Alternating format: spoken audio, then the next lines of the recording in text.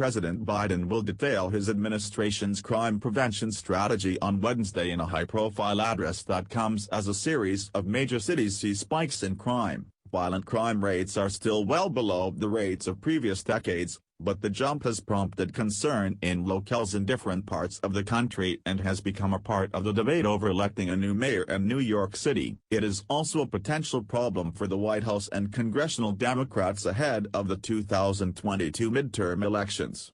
The murder rate in the United States rose from 5 murders per 100,000 people in 2019 to roughly 6.2 per 100,000 in 2020, according to preliminary data from the FBI. That is a significant jump, though the rate was closer to 10 as recently as 1991. That rise has continued in the early part of 2021 as Biden took office and the country steadily returned to normal from the pandemic. The New York Times reported a sample of 37 cities with data for the first 3 months of the year saw an 18% increase in murders compared to the same time period in 2020. More than 50 people were shot in Chicago over the past weekend, and New York City has seen an increase in the rate of shootings in early 2021 compared to past years. A rising crime rate is always a practical challenge, said William Galston, a senior fellow of governance studies at the Brookings Institution who served as a policy advisor in the Clinton White House. I don't think anyone would have predicted 6 months ago how central it would become to the New York mayoral race. Along with immigration, it's not a problem the administration can ignore, especially in a midterm election. There's a danger of overreaction, but there's also a danger of underreaction, Galston added.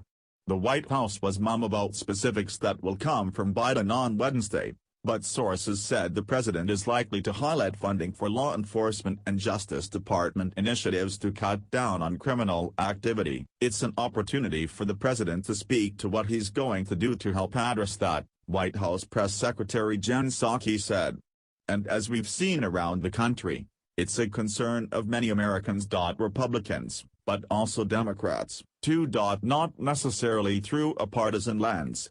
Former President Trump sought to frame crime as a central issue in his 2020 campaign. Trump cast himself as a tough-on-crime candidate, trumpeting his support for law enforcement and calling for crackdowns on protests as unrest rippled through the country after the murder of George Floyd. Trump would frequently cite rising crime rates in cities during campaign rallies, blaming Democratic leadership in urban areas for the issues and casting Biden as soft. The Trump campaign repeatedly questioned whether Biden would condemn riots and looting and attempted to tie him closely to progressive Democrats who supported defunding the police. The Trump campaign simultaneously offered a contradictory message about Biden by highlighting his support for the 1994 crime bill, which led to a sharp increase in incarceration rates for people of color and Black Americans in particular. The Biden campaign responded by distancing itself from the Defund the Police movement, and then candidate Biden spoke out against violence in Minneapolis,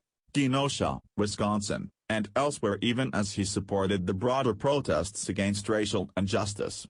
In recent weeks, Republican leaders have sought to highlight the issue again, blaming Democrats for the rising crime rates. In a speech on the floor late last month, Senate Minority Leader Mitch McConnell, RK, accused Democrats of contributing to the increase in crime because of the Defund the Police movement. Crime and delinquency have many causes. In some ways, the pandemic likely contributed, McConnell said. But it is impossible to ignore that these terrible trends are coming precisely as so-called progressives have decided it's time to denounce and defund local law enforcement. He pointed to decreased police funding in cities like Seattle and Minneapolis and even in Washington, D.C. These boneheaded decisions are the direct result of an anti-law enforcement fad that has swept through the political left like a wildfire, McConnell said. Some Democratic strategists shrug off the GOP arguments and attacks. Nothing will stop it from being a talking point, but the Biden folks do a really good job of knowing when to engage and push back on things that are actually having an impact versus things that are just in the GOP dirt bucket of things they yell about but don't actually impact things in the end, said Democratic strategist Eddie Vail. Now crime is an actual thing, but it's mostly a result of bigger-picture economic slowdowns and shutdowns over the past year, and addressing it in the context of what's actually happening and not engaging the bad faith Fox News version is how you handle it, he added. So what the Biden folks are doing this week is addressing it, laying out the facts and their plan, but while keeping the main focus on economy and COVID is both the right policy and the right politics. Still, behind the scenes, some Democrats say it does have the ability to hurt their party.